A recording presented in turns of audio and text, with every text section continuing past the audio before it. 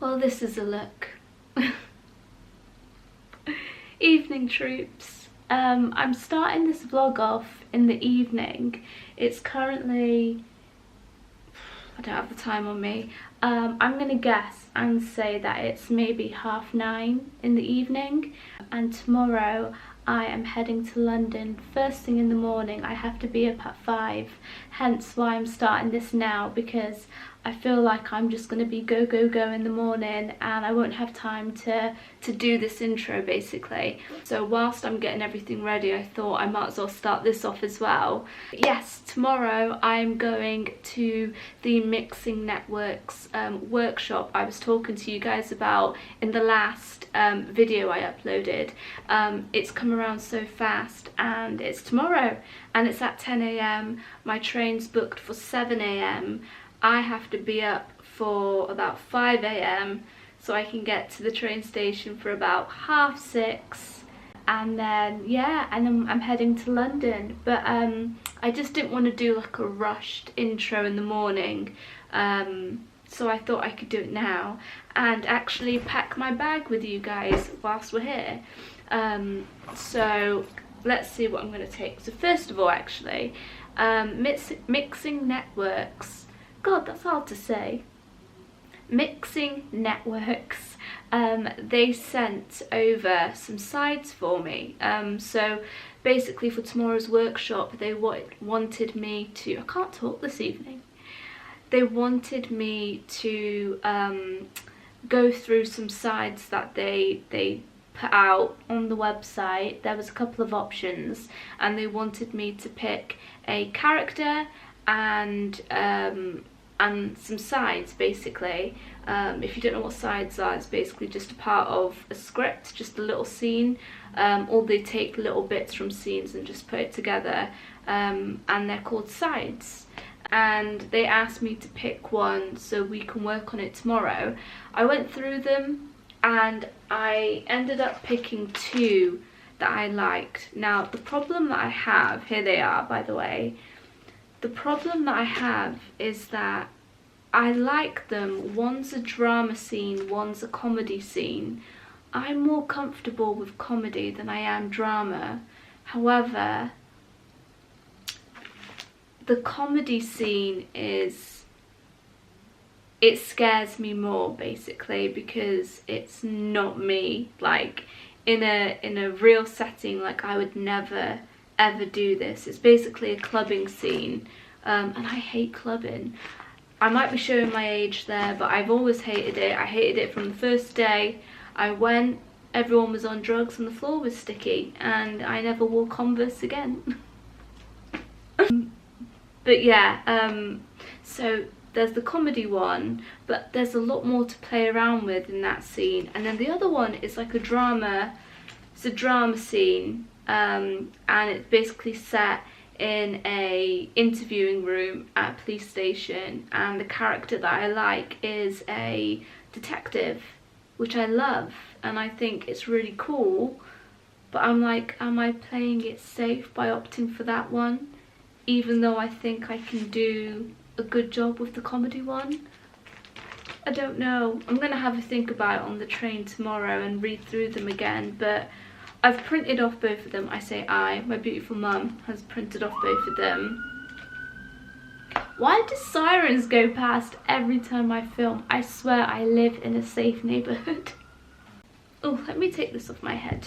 There we go, it's a bit better.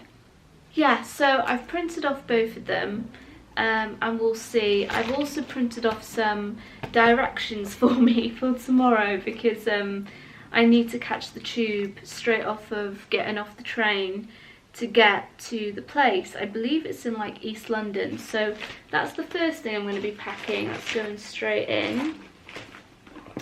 And then brolly, because I live in England, a little hairbrush. I'm taking a little clip. I say little, it's quite big. Lip balm, or yeah, it is, it's lip balm. Don't doubt yourself, Kamari. I'm going to be taking some hand sanitizer, because that is just essential nowadays. And then I've also got some hand cream. There's some tissues in here as well. And then headphones. Definitely going to be taking them. I've literally charged everything up. And then my purse, that's going in. I'm taking this little, like, it's pathetic, it's tiny, it's not even the real deal, but it's going to be, I'm going to attach it to the camera, and hopefully it should be a bit easier to hold, because I really want to take you guys with me. And then last but not least, I'm going to be taking the Kindle, because I'm reading at the moment. I'm reading this book called, is it The People We Meet on Vacation? I think that's what it's called. No, You and Me on Vacation. So that's me. And I've even made my breakfast for tomorrow. I'll eat that on the train. And I've even laid out the clothes I'm gonna wear. Anything to save me time and grant me some more sleep, I will do. I think I'm gonna get up at 5, but I might push for like 5:15 or 5:30. I don't live too far away from the station anyway, but yeah, I'm really looking forward to it. I am really nervous. I hope I feel okay as well, because my time of the month has decided to grant me with its presence. And it's been a pretty awful day today, I'm not gonna lie. My pain's been extremely bad, but I'm gonna take paracetamol and hope for the best, and we'll see. But I just couldn't cancel tomorrow. Normally when these things happen, I do tend to take about 2 to 3 days at home, because I get really bad pain. But we're gonna push through, and yeah, we're gonna see how it goes. But yeah, I'm really looking forward to it. But I better stop chatting on and head to bed, and I'll see you guys bright and early in the morning.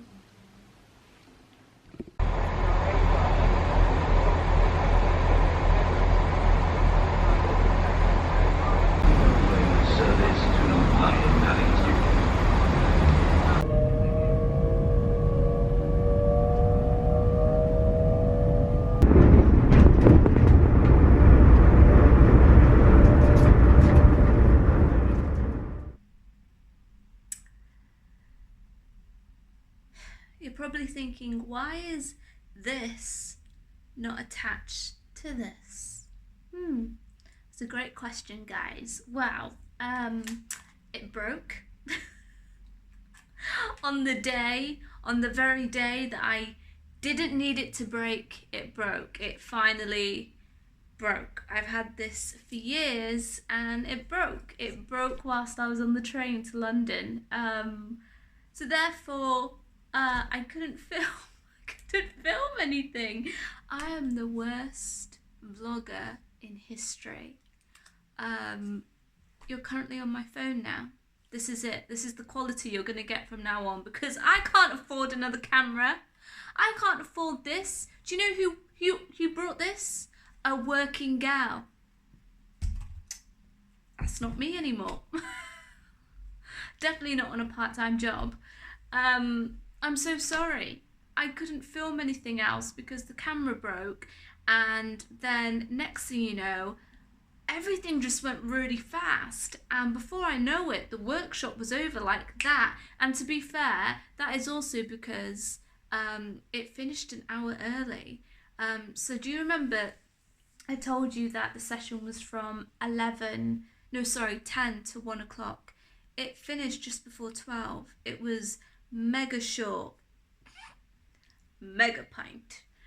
You poured yourself a mega pint of red wine, correct? A mega pint. Yeah. No, it was very short, but it was good. I got to London 11 minutes past 8, so super duper early. It was very quiet, it was very nice, it allowed me to be really chilled and calm. And then I literally caught one tube. It was 10 stops, and then I walked for about 5 minutes, and then I was there. I had about 45 minutes to kill, so I just popped into the Starbucks next door, grabbed a coffee, and chilled for a bit. It was good. There were only about 6 other actors in the workshop. 2 didn't show up. It's actually probably the reason why the class was cut a bit short. But okay, so I'm going to tell you about it. I'm going to talk to you about it. It didn't really feel like a workshop. I've been to so many workshops. This one felt very much so like an audition. It really did. And oh my god, guys, so because I thought, it's a workshop, so we are going to workshop the scripts that we were given, and we were going to play around a little bit, and we were going to do something, and then obviously film a scene. I knew that part was happening, and then have maybe like a Q&A at the end. That's how I thought the structure of the day would go, or the morning, should I say. No, we got in, we sat down, and the casting director, she was absolutely lovely, she was wonderful, but she got right down to business. And she was like, right, so we're going to film the scenes, and then we're going to do a Q&A. And I was like, oh, and guys, I did not learn my lines. I can't believe I'm admitting that, but I didn't. Had I had not looked at the lines on the goddamn train, I would have been stuffed. And it was really funny as well, because she was like, who wants to go first? And I was like, oh my god, I know I'm all right at learning lines, but I'm going to need more than a minute. And then so I was just kind of in the back like this. And 2 people went before me, and then she actually called my name and said, can you read in for this person? And so I read in for this other guy, this other lovely actor, who happened to be doing my scene. He was doing so there's 2 characters in my scene, Rose, who I played, and Tom, the guy in the scene, and he played Tom. And I was like, this is perfect. Now that I could read Rose for him, I could learn my lines. So I actually learned my lines by reading in for him. And then we swapped, and then I did my scene. And it was really good. So first of all, I did it how I thought I wanted to do it. And then she gave me some redirection. And then I did it again. And I got some really good feedback, and she said you took the direction very well, you did the scene very nicely, and yeah, but it felt like an audition, and I was like, oh my god. So here's your first little tip: always prepare. always know your lines, regardless if it's a workshop, if it's a course, a class. Always learn your lines, always be prepared. Do not do what I did. There is no excuse for it. I was just to be fair, they gave me the script 2 days before, and then I was trying to choose which one I wanted, because there was quite a few options. Also, I was on, and I was having a very bad day. I was in a lot of pain, and I couldn't really concentrate, and then I obviously looked at the script. I read it beforehand, and to be fair, it was very, very short. There were three scenes amalgamated into one, but they were very small, so it was doable. And if anything, it gave me a lot of confidence to know that if ever I'm in a situation where I am in an audition, a real audition, and they hand me a script and they go, can you do this for me? I know that I can do it.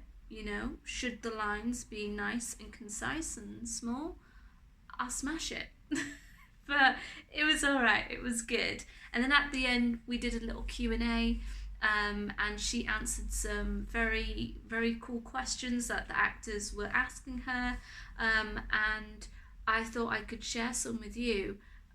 Now, the answers that the casting director provided us with, of course, they're going to be subjective. They're going to be subjective to to her preference on what she looks out for and what she does when casting.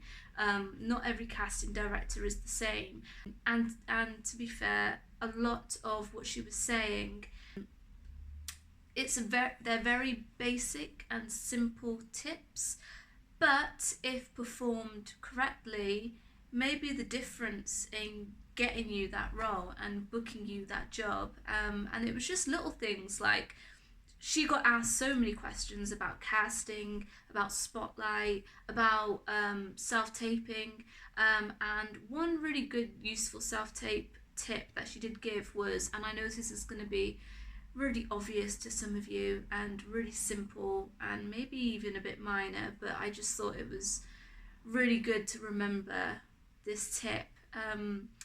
But it was just that, make sure you have a good scene partner reading in for you. So the person behind the camera, she did say, sorry, we're talking past tense, Kamari. She did say that it does get very distracting if the person behind the camera is not really a good reader. What I mean by that is not that they can't read very well, is that they're not really giving you or delivering the lines in a way that will help you really, do justice to your character that you're playing. So it really does help to have a good reader with you. And she said that it's really funny actually, because she can tell when people get their dads to read in for them, and it's like a boyfriend-girlfriend scene, and it just made me laugh. That, as well as just making sure you have plain, simple backgrounds. She also did say that, if you're finding it quite quiet on the Western Front at the moment, where you're not really getting a lot of auditions, you're not really getting much coming through, that's okay, that's very normal, and that really did kind of validate things for me, because it has been like tumbleweed this summer, but apparently that's normal. It's normal for that to happen, and then apparently it picks back up again during the autumn. And so if you are feeling that it's a bit quiet for you at the moment, then apparently it's normal. But she was lovely, and it was a cool day. And after the workshop, I went to go get a bit of lunch from a vegan cafe called Kin. I always go to Kin. And then literally went back to Paddington, hopped on the train, came home. I was home by 4:30. It was a very long day though, because I did wake up at 5.